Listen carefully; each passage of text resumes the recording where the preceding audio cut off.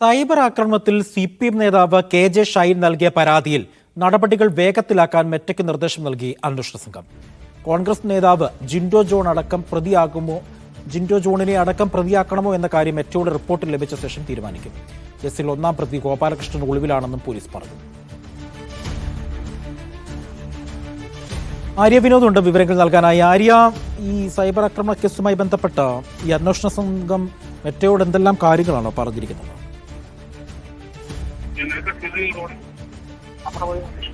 അജയ്, ഇപ്പോൾ നടപടികൾ വേഗത്തിലാക്കാനാണ് മെറ്റയ്ക്ക് നിർദ്ദേശം നൽകിയിരിക്കുന്നത്. CPM നേതാവ് ആണ് CPM നേതാവ് KJ ഷൈനാണ് പരാതി നൽകിയത്. മെറ്റ റിപ്പോർട്ട് നൽകിയ ശേഷമായിരിക്കും തുടർ നടപടികൾ ഉണ്ടാവുക.